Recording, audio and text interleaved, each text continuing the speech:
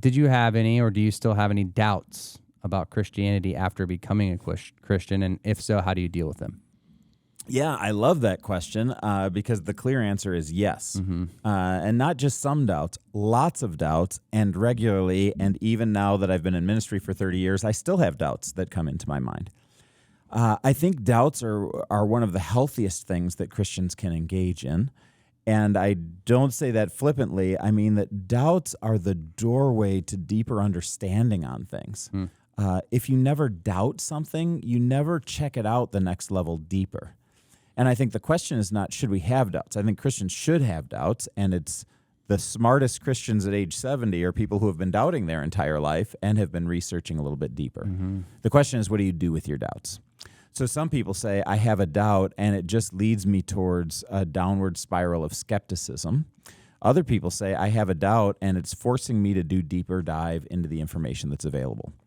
Now, one of the things I've found over the years is that I'm, only moderately smart, and there's a lot of smarter people who have gone before me, and a lot of people who do deeper dives into really small subject matter that have a ton more information that I'll never be able to grasp.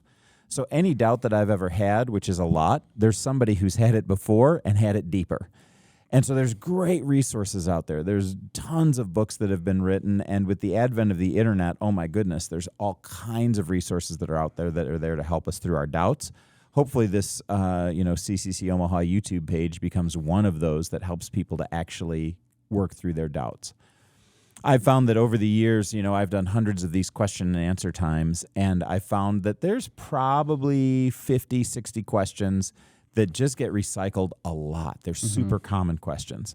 But the funny thing is that oftentimes people think, I'm the first one who's thought of this, or this is a really deep one. You're like, well, thousands of people have asked that question. And it's not that it's not deep, it's just very common to humanity, and there's great scholars that have worked those things through. So if you want more information and you want to work through your doubts, there are amazing resources that are out there. I would encourage people not to go to soundbite places to get their questions answered.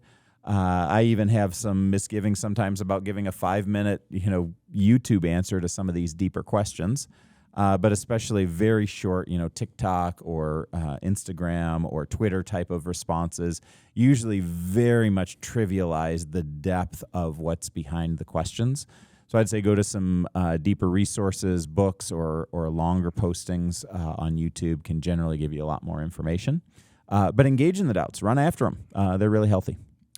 One just quick plug that I'll do for a podcast episode we have coming up is we interviewed a guy named Dr. Josh McNall. He wrote a book called Perhaps, and the subtitle of that is Reclaiming the Space Between Doubt and Dogmatism. And one of the things that he argues in a very scholarly way throughout the book is that it seems like we have two options, or at least culture and the church has two options. You've either got to be fully dogmatic about something, fully dogmatic in your faith, and no, if you doubt, you're dumb. Any kind of doubts, if you're not fully sure of everything, then you have no faith. Or the other option is just choosing the skepticism, the doubt road, and then deconstructing. And so there is this space between dogmatism and deconstruction that is safe for us to wrestle in and play in, but it seems like we love to label everything, especially in the church, and still it seems like sometimes we only have one or two options: to be fully dogmatic and act like we don't have any doubts, or to just throw it all away. And he argues like this word perhaps is one of those things that we can use to reclaim some of that space between the two things. And so it was a fascinating conversation that was pre-recorded, and excited for you guys to listen. Great plug. I can't wait to hear it. If that's something you want to process here Yeah. soon. And so